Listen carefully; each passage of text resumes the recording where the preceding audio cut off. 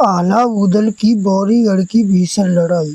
बौरीगढ़ के राजकुमार सूरजमल का विवाह परमाल राजा की पुत्री चंद्रावली से तब हुआ था जब आलाउद्दौला बालक ही थे। दक्षराज और बक्षराज को धोखे से मार दिया गया था और राजा परिमाल अपने शस्त्र समुद्र को अर्पित करके युद्ध से संन्यास ले चुके थे।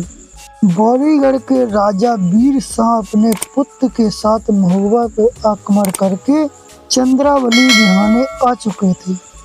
तब रानी मलहना ने राजा परिमाल को समझाया था कि बेटी चंद्रावली का विवाह किसी राजकुमार से करना ही है।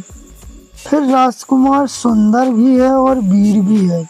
युद्ध का विचार त्याग कर बेटी को विवाह की तैयारी करो। समधी राजा को बारात लेकर द्वार पर पधारने का निमंत्रण भेजो।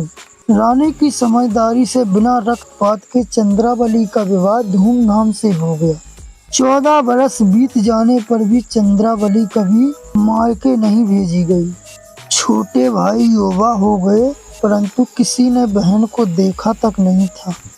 एक बार सावन में 30 से पहले रानी मलहना को बेटी की याद आ गई। बहुत दिन से कुशलता का समाचार भी नहीं मिला था। मलहना के नेत्रों से आंसू छलक पड़े। उसी समय उदल वहां आ पहुंचा। पूछने पर माता ने अपनी वेदना कह सुनाई। 14 बरस से बेटी को नहीं देखा था। सावन में सब अपने मायके आती हैं परंतु उसके ससुराल वालों ने उसे कभी नहीं आने दिया। इस पर उदल ने ठान लिया कि मैं उसे लेकर आऊंगा। ससुराल के लिए कुछ भेंट का प्रबंध कर दिया गया। चावल, शक्कर तथा ढेर सारे देन योग्य भेंट लेकर उदल चल पड़ा। राजा परिमाल ने कहा, बौरीगढ़ से पहले दिल्ली जाते हुए पृथ्वीराज से सलाह लेकर जाना। उदल ने पहला डेरा दिल्ली से बाहर ही डाला। समाचार पाकर पृथ्वीराज ने उदल को बुलवाया परंतु उदल से पहले माहिल वहां जा पहुंचा। उसने दिल्ली के पृथ्वीराज को उदल के विरुद्ध भड़काया। माहिल बोला, राय पिथौरा आपका भला इसी में है कि उदल को पकड़कर मरवा दो। बौरीगढ़ के बहाने वह दिल्ली पर आक्रमण करेगा। आप पहले से ही उस पर हमला कर दो। पृथ्वीराज ने माहिल की बात नहीं मानी।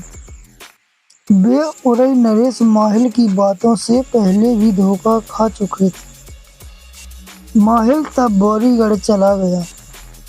अनेक सेनाओं तथा राजाओं को लड़वाने और मरवाने में माहिल का दोष सर्वाधिक है। पृथ्वीराज ने उदल को अपनी सभा में बुलवाया। उदल ने बताया कि वह बौरीगढ़ जाकर चंद्रावली बहन को सावन में घर लाने जा रहा है।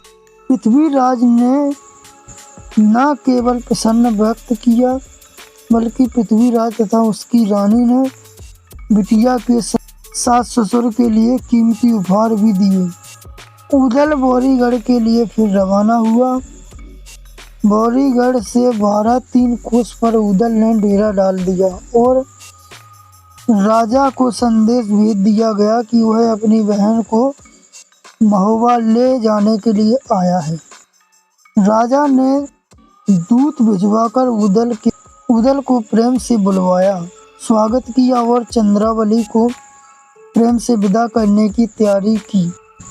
इतने में माहिल राजा के पास जा पहुंचा।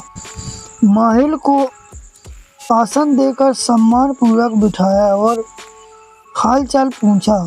माहिल बोला, उदल और आला को राजा परिमाल ने महुआ से निकाल दिया है। वह चंद्रावली को लेने आया है ताकि उसे अपने साथ ले जाकर दासी बनाया जा सके। राजा यह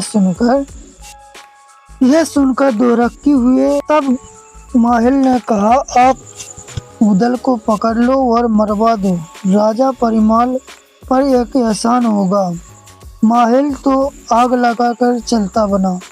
इधर राजाओं ने उदल को काबू करने का आदेश दिया। उदल सहज ही काबू में नहीं आ सकता था, अतः बहुत से वीर मारे गए, परंतु अंत में उदल को बांध लिया गया और महल के पीछे की खाड़ी में फेंक दिया। चंद्रावली हैरान परेशान थी। उसने रात को रस्सी से बांधकर खाई में उदल को भोजन पहुंचवाया, परंतु उदल ने कहा, बहन किसी प्रकार महोबा में सूचना भिजवा दे, वहां से भाई मुझे छुड़वा कर ले जाएंगे और आपको भी महोबा ले चलेंगे। चंद्रावली ने विश्वस्त दूत के हाथ तोता संदेश भेजा। माता मलहना ने पत्र पढ़ा और आला मलखान तथा ब्रह्मा को तुरंत बौरीगढ़ भेजा। बौरीगढ़ में भारी युद्ध हुआ। फौज तो अनगिनत मारी ही गई। बौरीगढ़ के 7 राजकुमार भी बारी बारी से कैद कर लिए गए। स्वयं राजा वीर शाह भी युद्ध करने आया। आला और मलखान ने वीर शाह को भी बांध लिया। मलखान ने राजा से कहा कि उदल को बिना कारण के कैद कर लिया। इतने दिन बाद चंद्रावली बहन को विदा करने आए भाई से आपने ऐसा व्यवहार किया। तब वीर शाह ने महल की बात बताई और बार बार क्षमा प्रार्थना की। आला ने उदल को तो छुड़वा ही लिया था। तब वीर शाह के 7 बेटों को भी बंधन मुक्त कर दिया। राजा को सम्मान सहित आजाद कर दिया। राजा ने चंद्रावली को विदा करने का प्रबंध किया। 7 राजकुमार और राजा रानी को उपहार भेंट कर सम्मान किया। बहन चंद्रावली को विदा करवाकर पालकी में बैठाकर महोबा ले आए। माता मलहना ने आरती करके स्वागत किया। महोबे में खूब खुशियां मनाई।